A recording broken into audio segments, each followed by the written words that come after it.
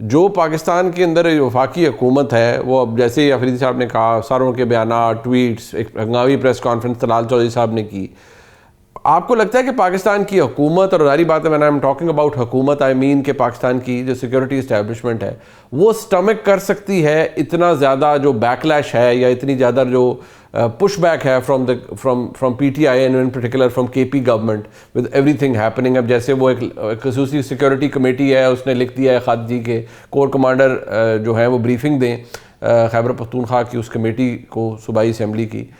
Do you think because this will keep on happening, तो वो stomach कर सकते हैं सारे क्रिटिसिज्म? वो ठीक है यार, चल रहा है, चलता रहे, एक ऑड रिलेशनशिप है, वो चलता रहेगा। देखिए, एस्टैब्लिशमेंट से इलेक्शन नहीं लड़ने होते, उनको पॉपुलैरिटी का या अनपॉपुलैरिटी से फर्क नहीं पड़ता, उनको फर्क पड़ता है कि पावर इक्वेशन डिस्टर्ब हो रही है या नहीं हो रही। और अब यहाँ पे लाइन सारे इतनी आगे जा चुके हुए हैं, चाहे वो PTI है, चाहे वो एस्टैब्लिशमेंट है, सारे बहुत सी रेड लाइंस अपनी क्रॉस कर चुके हैं। वहां से आना इस वक्त तो मुझे नजर नहीं आता। देखें, PTI की स्ट्रेंथ क्या है? दो स्ट्रेंथ्स है ना। एक है कि वो उनकी जो परसीव पॉपुलैरिटी है कि बहुत पॉपुलर है, बिकॉज वाहिद ऑपोजिशन जमात है। तो जो पीपल्स पार्टी के खिलाफ था, PMLN के खिलाफ था, JUF फलाने दूसरी पार्टी के खिलाफ था, वो सारे उस वजह से बाय डिफॉल्ट भी सपोर्ट करते हैं और अपनी सपोर्ट भी है। दूसरा उनकी पावर है कि वो एजुकेशनल पावर दिखाएं और मजबूर करते हैं गवर्नमेंट को कि उनसे रीनेगोशिएट करे, एस्टैब्लिशमेंट रीनेगोशिएट करे। एजुकेशनल हमें इस वक्त पावर कैपेसिटी नजर नहीं आ रही। सो एवरीबडी थिंक्स हमारे पास बहुत वक्त है, इलेक्शन तो अभी 4 साल परे पड़ा हुआ है, तो देख लेंगे अभी क्या होता है क्या नहीं होता। 26वीं 27वीं अमेंडमेंट्स के बाद जुडिशरी की पूरी हैयत बदल गई है, वहां से भी फिक्र नहीं है कि जुडिशरी से बहुत ज्यादा रिलीफ किसी को मिल जाएगा। तो एस्टैब्लिशमेंट और गवर्नमेंट के तो सारे बॉक्सेस टिक हुए हैं मुनीर इस वक्त। इंटरनेशनल प्रेशर नहीं है, सड़क का प्रेशर नहीं है, अदालत की फिक्र नहीं है, इसलिए वो they feel very super confident, over confident कि ये स्टेटस को नहीं कोई चेंज कर सकता। और दूसरी तरफ PTI की अपनी बहुत सी गलतियां साथ साथ चलती हैं। अब आप देखिए, कल महमूद असगर साहब जिनको वोटिंग करवा रहे हैं लीडर की अपोजिशन, जिनके हाथ में खास साहब ने सारे फैसले दे दिए हैं, मज़ामत करनी है, मुफाहमत करनी है, वो कल कहते हैं कि यार बाकी तो सब ठीक है, अगर आप 8 फरवरी को सब कुछ बंद कर देंगे, मुल्क बंद करेंगे, तो इमरान खान बाहर निकल सकते हैं। मगर इनका मसला ये है कि PTI का 20 लोग साथ नहीं चल सकते, इस तरह तो इनकलाब नहीं आएगा। तो उनकी अपनी असेसमेंट भी यही है कि PTI जो सी बहुत ज्यादा फ्रैक्चर्ड है। सो इन चीजों में अगर आप बैठे हो एस्टैब्लिशमेंट में या आप बैठे हो इस्लामाबाद में, आप मुझे बताएं कि आप परेशान होंगे, आप अंडर प्रेशर आएंगे, कि आप कॉन्फिडेंट होंगे और भी रिलैक्स होंगे? ठीक है यार, जो बंदा इनको लीड कर रहा है वो भी कह रहा है कि 20 बंदे इकट्ठे नहीं चल रहे, सड़क का प्रेशर मेरे पे कोई नहीं है, इंटरनेशनल प्रेशर कोई नहीं है मेरे पे जुडिशरी का प्रेशर नहीं है, मैनू की लोड़ है गल करन दी।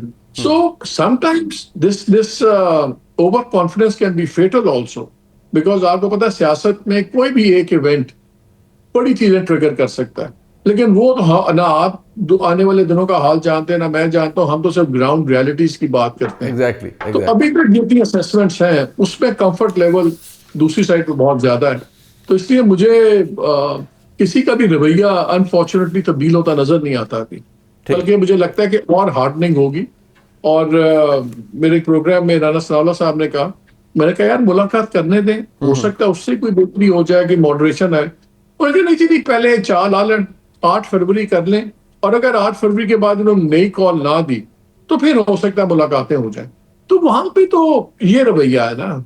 So unfortunately nobody feels any obligation या प्रेशर कि हम चीजों को नीचे लाएं। ये बताइएगा, ये जो सुहेला अफरीदी साहब ने वहाँ पर गुफ्तगू की है कराची में, ये अफगानिस्तान का के लिए हम वो शवायद दें, आपको लगता है दिस इज प्योर इग्नोरेंस, ये वेल थॉट आउट है, या ये बस कोई स्लिप ऑफ टंग? क्योंकि जितना रिएक्शन है वो भी बड़ा जस्टिफाइड है। And if I am not wrong, जो प्रेस ब्रीफिंग्स हुई हैं DG ISPR की जानिब से, बड़ा कैटेगोरिकली बहुत सारी चीज़ें सब्सटैंशिएट की गई हैं।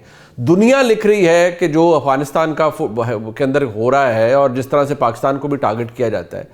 सो क्या आप समझते हैं कि वाकई सुहेला अफरीदी साहब को इल्म नहीं है और वो ये कहते हैं क्योंकि मेरी वफाक में हुकूमत नहीं है इसलिए मेरे पास शवायद नहीं है, या there is a method behind this madness? मेरा ख्याल है ये Muneeb it's a mix of both.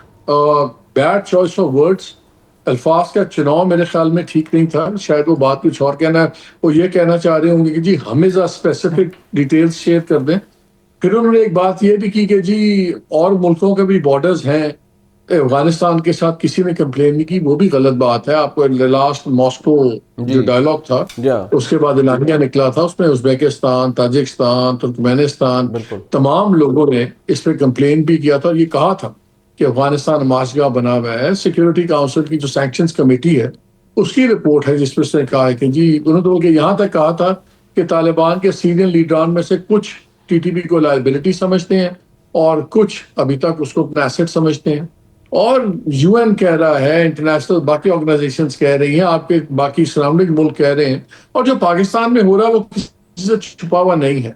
मेरा ख्याल है कि बैड चॉइस ऑफ वर्ड्स थी, बिकॉज वो फंस गए हैं अब इस चीज के अंदर।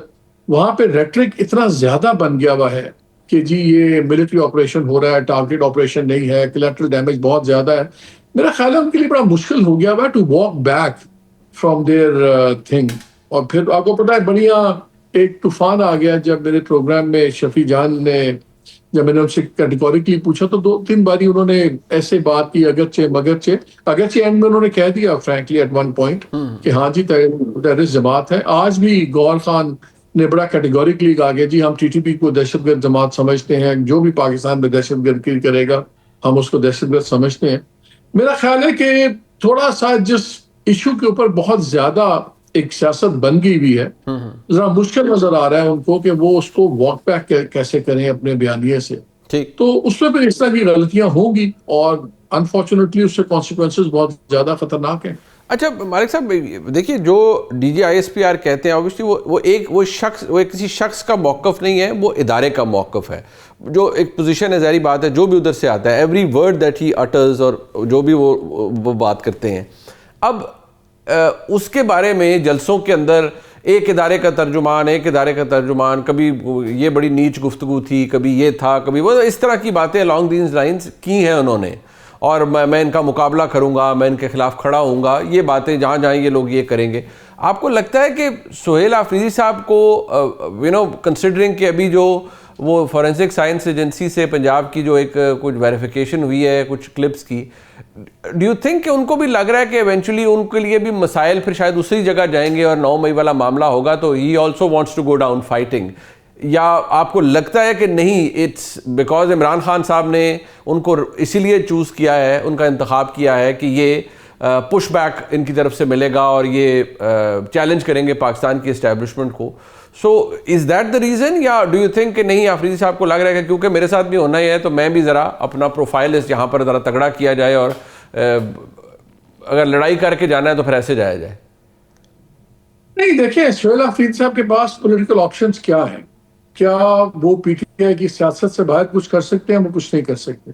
पीटीआई की सियासत में बड़ा कैटेगोरिकल उनको रोल मिला है और वो एक एजुकेशनल रोल है। उसकी वजह से ही वो सीएम बने हैं ना। ये नहीं था कि वो पहले सीएम थे और उनको प्राइम मिनिस्टर ने, फॉर्मर प्राइम मिनिस्टर ने ये कहा कि आप अब आप तहरीक करें और एजुकेशनल रोल करें। उनको सीएम बनाया ही गया था एजुकेशनल रोल के लिए। अब हॉक्स कौन है पीटीआई में? अलीमा खान ग्रुप वो है सबसे बड़े हॉक्स। वो आप रोजाना उनकी तारीफ कर रहे हैं। सो उनको पता है कि he has to live by the sword and die by the sword. मेरा ख्याल है उनके पास पॉलिटिकल ऑप्शन है ही नहीं कि वो कोई और रास्ता इख्तियार करें, और जो आइडेंटिटी उनकी है वो उसी पे चलेंगे। और वो मे 9th एक साइड कॉन्स्टिट्यूंसी के लिए होगा। वो तो एक मोडालिटी है ना मुनीब, कि अगर आपने सुहेल आफरीदी को चेंज करना है तो आप कैसे चेंज करेंगे?